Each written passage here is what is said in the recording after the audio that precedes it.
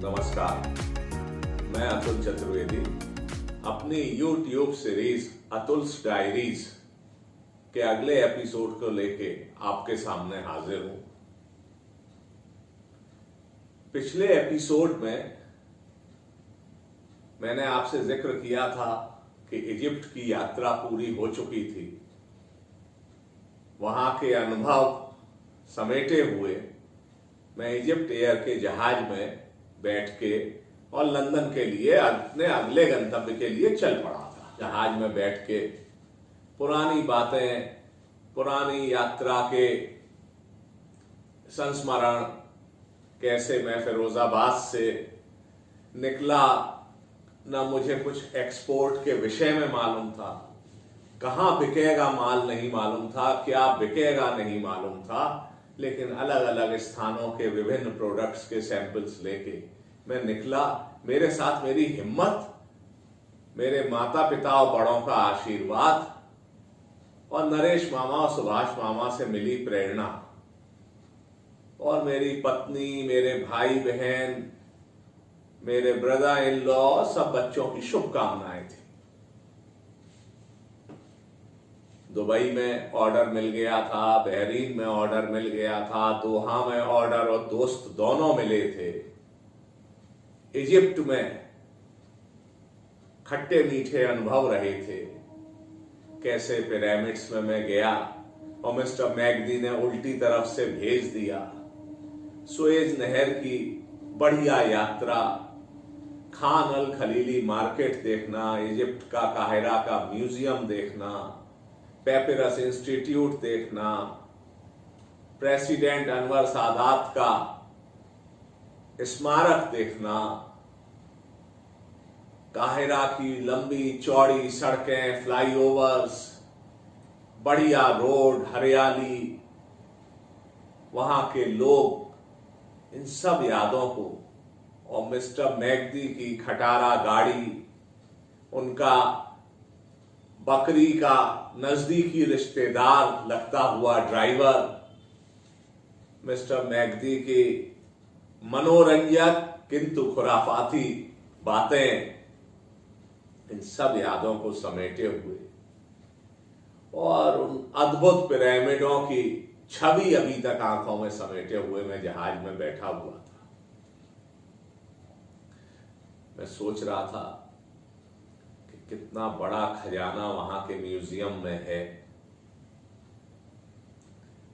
और बड़ी बात यह थी कि खजाने तो हमारे हिंदुस्तान में भी थे, किंतु अब जो मेरा अगला गंतव्य था यानी लंदन इंग्लैंड, वहां के शासक और उसके पहले भी अनेक लुटेरे हमारे खजानों को लूट के जा चुके थे। इजिप्ट वालों का सौभाग्य था कि मकबरों में लुटेरों ने जो लूटा, पिरामिड्स में, मकबरों में, उसके बाद जो खजाना बचा वो उन्हीं के यहां बचा रह गया था।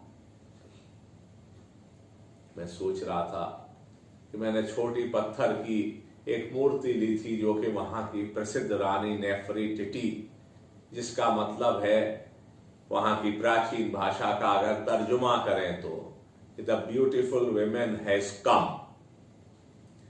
तो उसकी मैंने मूर्ति ली, बहुत बढ़िया एलाबस्टर की बनी हुई और जिसको दुनिया की सबसे सुंदर स्त्रियों में गिना गया है, क्लियोपेट्रा और नेफरीटिटी। नेफरीटिटी इजिप्ट की रानी भी रही। ईसा मसीह के पहले लगभग 1370 साल पहले उसका जन्म हुआ है। 1350-53 के आसपास, कहीं 54 है, कहीं 56 है बीसी, उसमें उन्होंने रानी बनी, वहां के फराहो अखनातेन की पत्नी। अब एक थ्योरी है, जैसा इजिप्ट में रिवाज था उस जमाने में कि सगे भाई बहन की शादी हो जाती थी, तो अखनातेन और नेफरीटिटी सगे भाई बहन थे। एक थ्योरी उनके इस नाम से ऐसी प्रतीत होती है कि उनका ओरिजिन कहीं बाहर का था, क्योंकि the beautiful women has come. जो भी था, बहरहाल प्राचीन इजिप्ट के स्वर्णिम युग में ये कहा जाता है कि नेफरीटिटी का जो समय है वो स्वर्णिम युगों में उसकी गिनती है। नेफरीटिटी के बाद तूतनखामन का राज्यारोहण का है और तूतनखामन के मकबरे से, पिरामिड से जो चीजें निकली उनका वर्णन मैं पिछले एपिसोड्स पर कर चुका हूं। इजिप्ट एयर के जहाज में बैठा था, 5 घंटे के लगभग की लंदन की यात्रा थी। यहां मैं ये मेंशन जरूर करना चाहूंगा कि मैंने दुनिया की विभिन्न एयरलाइंसेस में सफर किया है। इजिप्ट एयर की सेवा बहुत अच्छी थी और इजिप्ट एयर का खाना, जो वेजिटेरियन खाना था, वो चीजें क्या थी वो मुझे नहीं ध्यान है, लेकिन स्वाद अभी तक ध्यान है। बेहतरीन स्वाद, अच्छी सेवा।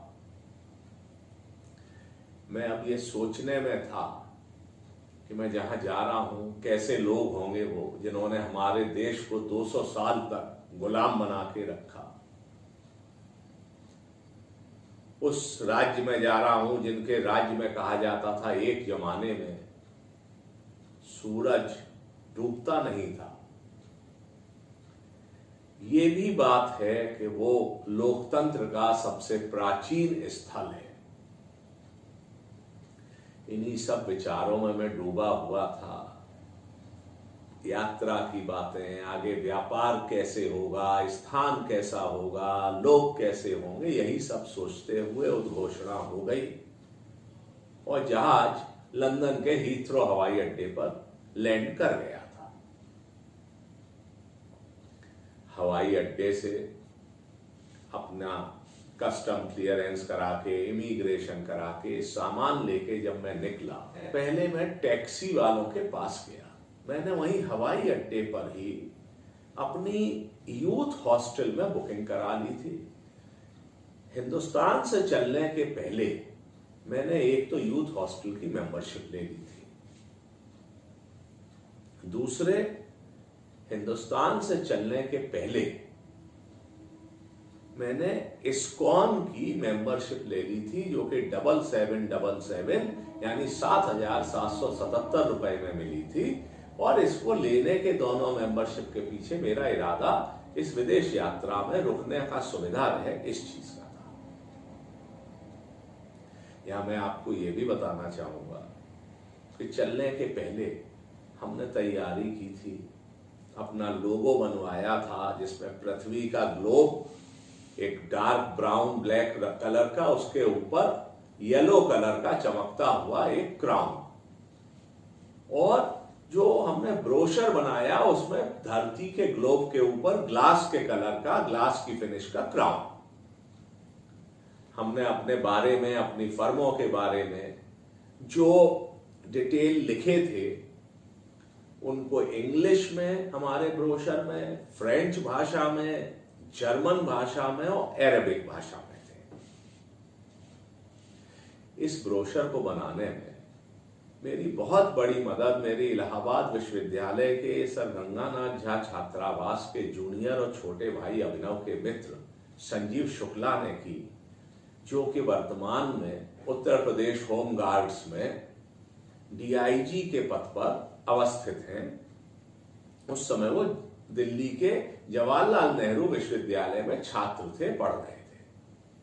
जब मैंने संजीव से कहा, मेरे छोटे भाई के समान है, कि भाई ये ट्रांसलेशन कराना है, तो उन्होंने जेएनयू में पढ़ने वाली किसी छात्र या छात्रा से इंग्लिश से जर्मन भाषा में तर्जुमा कराया।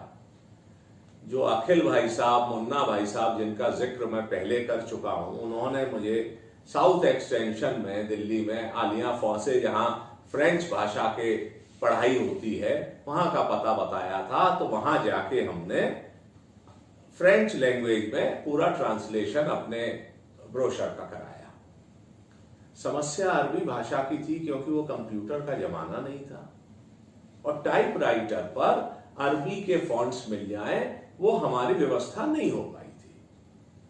लेकिन मैं फिर धन्यवाद दूंगा संजीव शुक्ला को कि उन्होंने जामा मस्जिद के पास जाके किसी मौलाना साहब से पहले तो ट्रांसलेशन इन अरबिक कराया, और उसके बाद जो कातिब या कैलीग्राफर कहते हैं उनको ढूंढ के बिल्कुल टाइपराइटर जैसे शब्दों में उनके हाथ से पूरा का पूरा ये तर्जुमा लिखवाया। और इस हिसाब से दिल्ली के कनॉट प्लेस के कोहली प्रिंटर्स थे, उनके यहाँ हमारा ये ब्रोशर बना। और वो ब्रोशर, मुझे ये कहने में कोई गुरेज नहीं है कि आज जब मैं 2020 में भी बात कर रहा हूं तो उसके स्तर के ब्रोशर आज भी बहुत कम देखने को मिलते हैं जो मैंने 1991 में बनवाया था। सैंपलों की मैं आपसे चर्चा कर ही चुका हूं। इन सब सामानों के साथ और अपनी यादों के साथ और नए अनुभवों और नई उम्मीदों के साथ मैंने लंदन में कदम रखा। जब मैं टैक्सी स्टैंड पर गया तो टैक्सी वालों ने, जो मैंने आर्ल्ड कोर्ट के पास यूथ हॉस्टल बुक कराया था, वहां तक जाने के जो पैसे बताए वो मुझे कुछ ज्यादा लगे और मेरी हिम्मत भी थोड़ी खुल चुकी थी। तो मैंने कहा कि मैं, जो वहां ट्यूब कहलाती है या अंडरग्राउंड कहलाती है, जो इसको हम लोग मेट्रो से समझ सकते हैं अब अपने आज के जमाने में, तो मैंने उसका, वहीं एयरपोर्ट से चलती थी, उसका पता पूछा। तो वो जो टैक्सी वाले थे उन्होंने मुझसे बड़ा अजीब व्यवहार किया। मैं सैलानी लग रहा था या व्यापारी लग रहा था, मेरे पास अटैची भी थी, बैग भी था, एक वीडियो कैमरा लटका था, एक ब्रीफ केस था और एक स्टिल कैमरा लटका था। तो उन टैक्सी वालों ने, जब ये उनको लगा कि मैं उनकी टैक्सी नहीं लूंगा, तो उन्होंने कहा ट्यूब से जाओगे, अंग्रेजी में ही बातचीत हो रही थी, उन्होंने कहा ट्यूब से जाओगे, कोई एक झपट्टा मारेगा और तुमसे ये सामान छीन के ले जाएगा। लेकिन मेरी हिम्मत आगे थी। और यहां ये और बताऊं, ये जो मुझसे कह रहे थे, इनकी जो नस्लीय जातीयता थी वो एशियन थी, या तो हिंदुस्तानी थे या पाकिस्तानी थे। तो मुझे अफसोस भी हुआ कि अपने यहाँ के आदमी के साथ भी विदेश में पहुंचने पर वो लोग बजाय अच्छे व्यवहार के वो ऐसे ही व्यवहार कर रहे थे कि जिसमें आदमी डर जाए। बहरहाल अपनी हिम्मत और अपने सामान, इसके साथ में ट्यूब की तरफ गया। मैंने आर्ल्ड कोर्ट का टिकट लिया और ये मेरा पहला अनुभव था, क्योंकि हिंदुस्तान में ना मेट्रो थी दिल्ली में, ना मैंने किसी देश में अब तक ऐसी अंडरग्राउंड ट्रेन देखी थी। तो ऐसी ट्रेन देखना जो जमीन के नीचे आप चले गए कई मंजिल सीढ़ियों से, आपने ट्रेन में बैठे, दरवाजे अपने आप बंद हो रहे हैं, खुल रहे हैं, उसके पैम्फलेट हैं जिसपे आपको रूट मालूम पड़ रहा है, ट्रेन में भी लिखा हुआ है, उद्घोषणा हो रही है। आज के लोगों को इस चीज में कुछ अजीब नहीं लगेगा, लेकिन जब मैं 1991 का जिक्र कर रहा हूं तो मेरे लिए तो चमत्कृत होने जैसा काम था ये। बहरहाल ट्यूब में बैठा। जब मैं थोड़ी देर बाद, आधा घंटा लगा हो या जो भी समय लगा हो, मैं जब आर्ल्ड कोर्ट पर उतरा तो मुझको लगा कि अब यूथ हॉस्टल के पते के लिए अच्छा होगा कि मैं टैक्सी कर दूं तो मुझे सही जगह पर उतार देगी। तो लंदन में काली पुराने मॉडल के शेप वाली गाड़ियां हैं टैक्सी में। मैं उसमें से एक गाड़ी में बैठा। गाड़ी में पीछे बैठा। ये पहली गाड़ी थी विदेश यात्रा में जो मुझे मिली जिसमें कि अब ड्राइविंग राइट हैंड पे हो चुकी थी। अभी तक जितने देशों में मैं था, चाहे वो संयुक्त अरब अमीरात हो, चाहे बहरीन हो, चाहे कतर हो, चाहे इजिप्ट हो, कोई भी जो देश था वहां लेफ्ट हैंड ड्राइव थी। इंग्लैंड में राइट हैंड ड्राइव थी और उसी की वजह से हमारे देश भारत में भी राइट हैंड ड्राइव का प्रचलन है। ड्राइवर की सीट यानी आगे की सीट और पीछे की सीट के बीच में एक शीशा था। उस शीशे को वो हटा के सरका के वो आपसे बात करता था। मैंने ड्राइवर को पता बताया। स्टेशन से चले होंगे तो 2 मिनट या 4 मिनट लगे हों, थोड़ी सी दूरी पर ड्राइवर ने गाड़ी रोक दी कि मैं पहुंच गया हूं। 8 पाउंड मुझे याद है वो भाड़ा लगा और मुझको बहुत अखरा, क्योंकि 5 मिनट के 8 पाउंड उस समय 58 रुपए या 56 रुपए जितने का भी था, तो करीब करीब 400-500 रुपए वो लगना मुझे अखरे। उसके बाद आगे एक गली सी में जाके अपना सामान लादे खींचते हुए ट्रॉली पर रखी थी अटैची और पहिए वाली ट्रॉली थी, उसको लेके मैं यूथ हॉस्टल पहुंचा, उनको वो कागज दिखाया, उन्होंने कहा आपकी बुकिंग है। यूथ हॉस्टल एक पुरानी विक्टोरिया कालीन इमारत थी, भव्य थी, सुंदर थी और प्राचीन भी थी। उसमें कारपेट बिछा हुआ था। उसमें गए, जो कमरा था 1 या 2 सीढ़ी उतर के था, कारपेट बिछा हुआ था, लकड़ी के बंक बेड थे कई, उसमें डॉर्मेट्री जैसी थी। एक किनारे छोटी सी अलमारी थी, उसमें आप ताला लगा लीजिए, अपना सामान रख लीजिए। बंक बेड में नीचे वाला बेड मैंने लिया, उस पर थोड़ी देर लेटा, सामान रखा, जो घर से मठरी शक्करपारे लाया था वो, और कोका कोला पिया।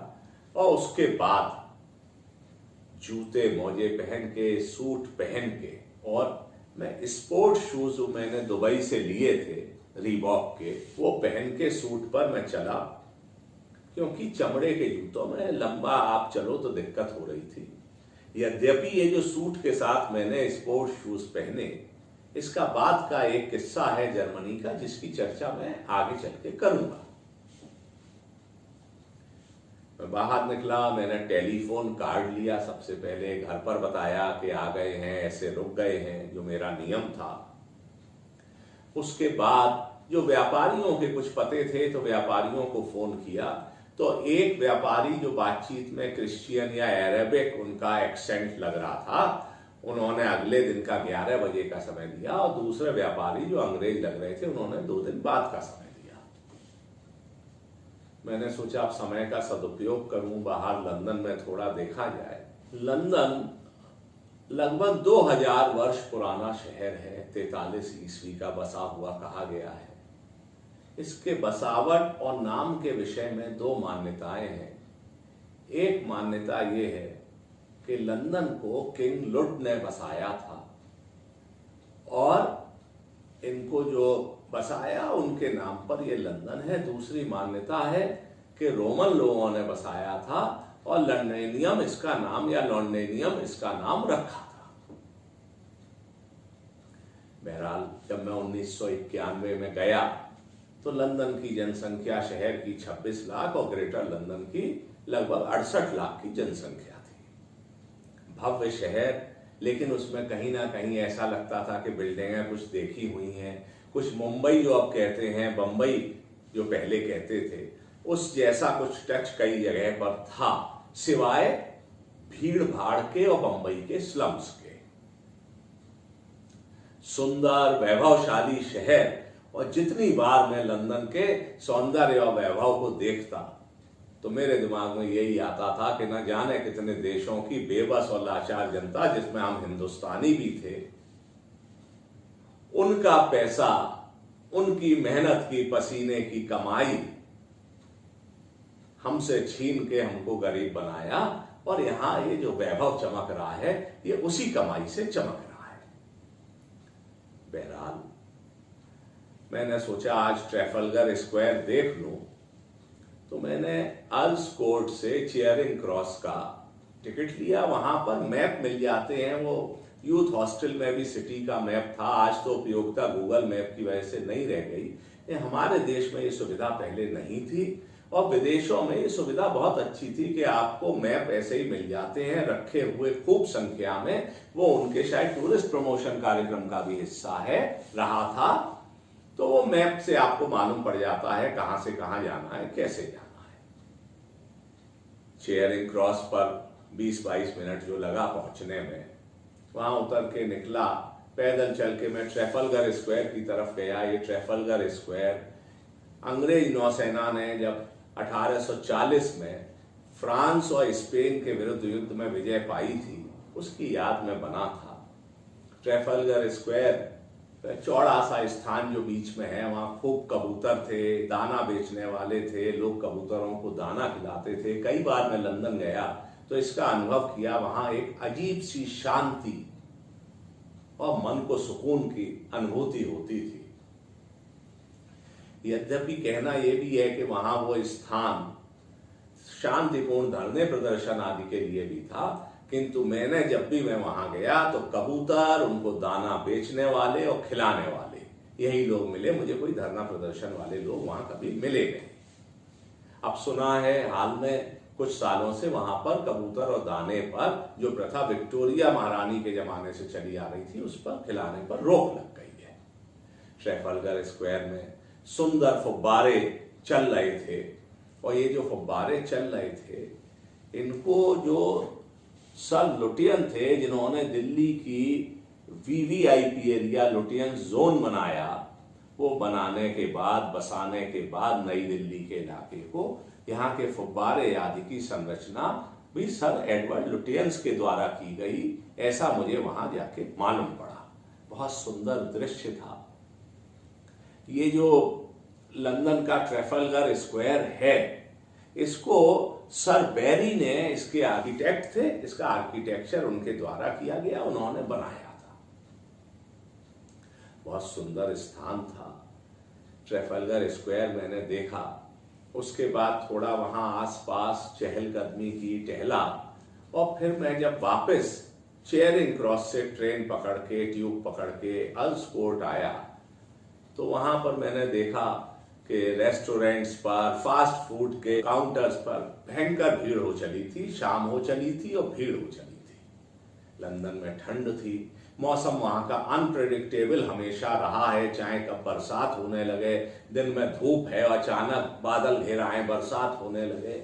अलग किस्म का मौसम है, अनप्रेडिक्टेबल है। और मैं सही कहूं तो अगर रोजमर्रा में ये हो तो बहुत अच्छा मौसम नहीं है, यद्यपि जब सुहाना है तो बहुत अच्छा मौसम है, हरियाली है, बहुत सुंदर शहर है। मैंने कोका कोला और बर्गर लिया, उस दुकान पर भी बहुत भीड़ थी। टेलीफोन बूथ में मैं जब फोन करने गया, अब तो टेलीफोन बूथों का मोबाइल आने के बाद प्रचलन खत्म हो गया है, तो मैंने बूथ में जाके क्या देखा कि बड़े बड़े अक्षरों में फोन नंबर्स लिखे हुए हैं और वहां कोका कोला के कैन भी हैं, बियर के कैन भी कोई छोड़ गया है, तरह तरह की चीजें, कोई लिपस्टिक से कुछ लिख गया है, कुछ है। मुझे ताज्जुब हुआ, लेकिन बाद में थोड़ी जानकारी से मालूम हुआ कि ये जो नंबर वगैरह हैं, तो जब शाम ढलती है तो वो जो सभ्य समाज था, जो लोकतंत्र के अलंबरदार थे, उनका हिपोक्रेटिक चेहरा सामने आया। असली चेहरा सामने आता है, शाम ढलती है और उनकी सभ्यता का रंग बदलना शुरू हो जाता है।